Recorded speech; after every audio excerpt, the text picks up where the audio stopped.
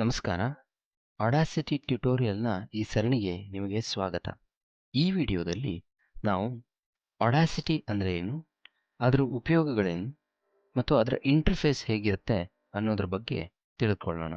ಮೊದಲನೇದಾಗಿ ಆಡಾಸಿಟಿ ಅನ್ನೋದು ಒಂದು ಉಚಿತ ಮತ್ತು ಮುಕ್ತ ತಂತ್ರಾಂಶವಾಗಿದ್ದು, ಇದನ್ನು ಆಡಿಯೋ ಸೃಷ್ಟಿಸಲು ಮತ್ತು ಅದನ್ನು ಒಂದು ಸಂಪನ್ಮೂಲವಾಗಿ ಪರಿವರ್ತಿಸುವುದಕ್ಕೆ ಆಡಾಸಿಟಿ ಬಹಳ ಪರಿಣಾಮಕಾರಿ ಮತ್ತು ಉಪಯುಕ್ತ ಅನಿಸಿದೆ.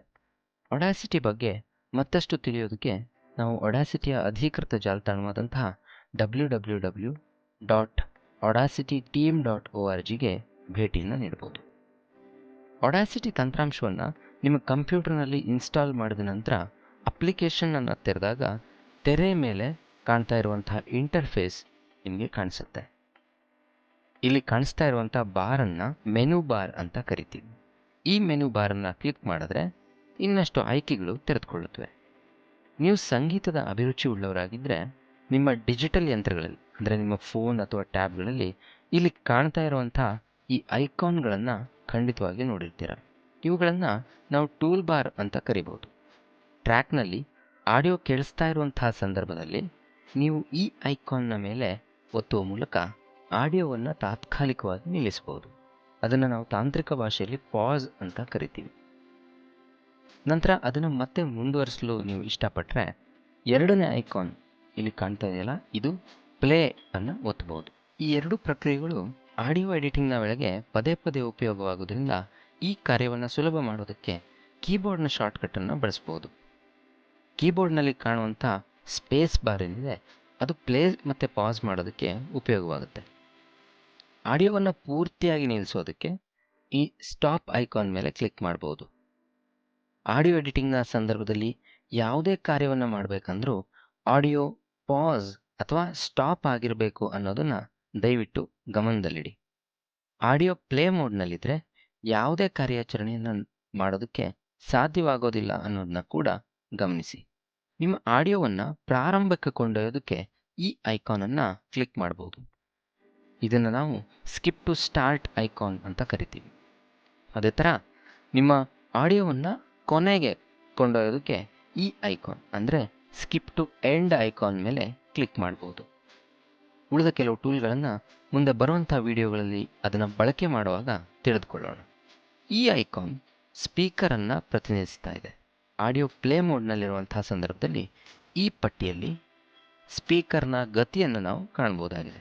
ಈ ಧ್ವನಿಯ ಗತಿಯ ಆಧಾರದ ಮೇಲೆ ಈ ಪಟ್ಟಿಯಲ್ಲಿ 3 ಬಣ್ಣಗಳು ಕಾಣಿಸಿಕೊಳ್ಳಬಹುದು. ಅವುಗಳೆಂದರೆ ಹಸಿರು, ಹಳದಿ ಮತ್ತು ಕೆಂಪು. ಹಸಿರು ಬಣ್ಣ ನಿಧಾನ ಅಥವಾ ಮೆಲುಗತಿಯನ್ನು ಪ್ರತಿನಿಧಿಸಿದರೆ ಹಳದಿ ಬಣ್ಣ ಸಾಮಾನ್ಯ ಗತಿಯನ್ನು ಪ್ರತಿನಿಧಿಸುತ್ತೆ. ಧ್ವನಿಯ ಗತಿ ಹೆಚ್ಚು ಕೇಳಿಸಿದಲ್ಲಿ ಈ ಪಟ್ಟಿಯು ಕೆಂಪು ಬಣ್ಣವನ್ನು ತೋರಿಸುತ್ತೆ.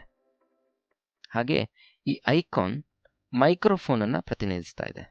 ಇದು ಆಡಿಯೋನ ಇನ್ಪುಟ್ನ ಗತಿಯನ್ನು ತಿಳಿಸುತ್ತೆ. ಉದಾಹರಣೆಗೆ ನೀವು ನಿಮ್ಮ ಧ್ವನಿಯನ್ನು ಆಡಾಸಿಟಿಯ ಮುಖಾಂತರ ರೆಕಾರ್ಡ್ ಮಾಡುವಂತಹ ಸಂದರ್ಭದಲ್ಲಿ ನಿಮ್ಮ ಧ್ವನಿ ಏರಿಳಿತವನ್ನು ಹೊಂದಿರೋದು ಸಾಮಾನ್ಯವಾಗಿದೆ.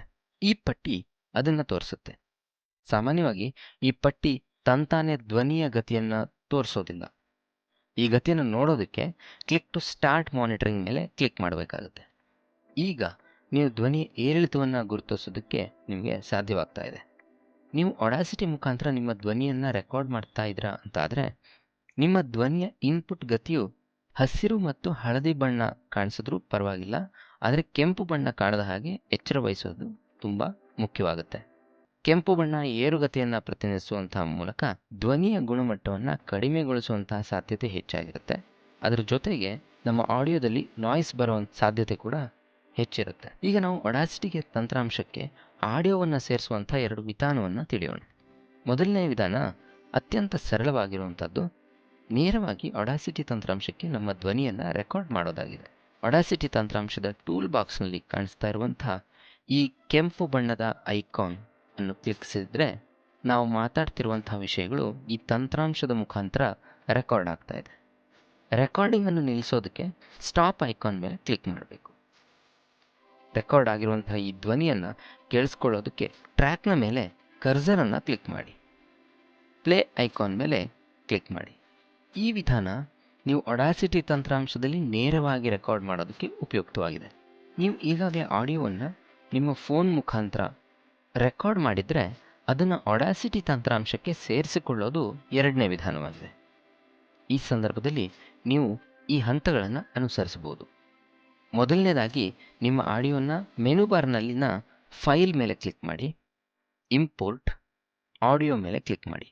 ನಿಮ್ಮ ಪರದೆ ಈಗ ನಿಮ್ಮ ಕಂಪ್ಯೂಟರ್ನಲ್ಲಿರುವಂಥ ಫೋಲ್ಡರ್ಗಳನ್ನು ತೋರಿಸುತ್ತೆ. ಇಲ್ಲಿ ನೀವು ಈಗಾಗಲೇ ರೆಕಾರ್ಡ್ ಮಾಡಿರುವಂಥ ಧ್ವನಿ ಮುದ್ರಿಕೆಯ ಜಾಗವನ್ನು ಗುರುತಿಸಿ ಅದನ್ನು ಲೊಕೇಟ್ ಮಾಡಿ. ಉದಾಹರಣೆಗೆ ನನ್ನ ಕಂಪ್ಯೂಟರ್ನಲ್ಲಿ ರೆಕಾರ್ಡ್ ಮಾಡಿರುವಂಥ ಧ್ವನಿ ಮುದ್ರಿಕೆ ಡೆಸ್ಕ್ಟಾಪ್ನ ಆಡಾಸಿಟಿ ಟ್ಯುಟೋರಿಯಲ್ ಅನ್ನುವಂಥ ಈ ಫೋಲ್ಡರ್ ಒಳಗಡೆ ಇದೆ. ಈ ಫೋಲ್ಡರ್ನ ನಾನು ತೆರೆದ್ರೆ ಇಲ್ಲಿ ಫಸ್ಟ್ ಡೇ ಎಟ್ ಸ್ಕೂಲ್ ಎನ್ನುವಂಥ ಫೈಲನ್ನು ನಾನು ನೋಡ್ಬೋದು. ನಾನು ಇದನ್ನು ಈಗ ಇಂಪೋರ್ಟ್ ಮಾಡೋದಕ್ಕೆ ಇಷ್ಟಪಡ್ತೀನಿ. ಹೀಗಾಗಿ ಆ ಫೈಲ್ನ ಮೇಲೆ ನಾನು ಕ್ಲಿಕ್ ಮಾಡಿ ಓಪನ್ ಮೇಲೆ ಕ್ಲಿಕ್ ಮಾಡಬೇಕು. ಈ ವಿಧಾನದ ಮುಖಾಂತರ ಈಗಾಗಲೇ ರೆಕಾರ್ಡ್ ಮಾಡಿರುವಂಥ ಧ್ವನಿಯನ್ನು ನಾವು ಆಡಾಸಿಟಿಯಲ್ಲಿ ಸೇರಿಸ್ಬೋದು. ಇದೇ ವಿಧಾನದ ಮುಖಾಂತರ ಹಿನ್ನೆಲೆ ಸಂಗೀತ ಮತ್ತು ಧ್ವನಿಯ ಪರಿಣಾಮ ಅಥವಾ ನಾವೇನು ಸೌಂಡ್ ಎಫೆಕ್ಟ್ ಅಂತ ಹೇಳ್ತೀವಿ ಅದನ್ನು ಕೂಡ ಸೇರಿಸ್ಬೋದು. ಮುಂದಿನ ವಿಡಿಯೋದಲ್ಲಿ ನಾವು ಆಡಾಸಿಟಿಯಲ್ಲಿ ಸೇರಿಸಿರುವಂಥ ಈ ಆಡಿಯೋವನ್ನು ಹೇಗೆ ಎಡಿಟ್ ಮಾಡೋದು ಅನ್ನೋದನ್ನ ತಿಳಿಯೋಣ. ಧನ್ಯವಾದಗಳು.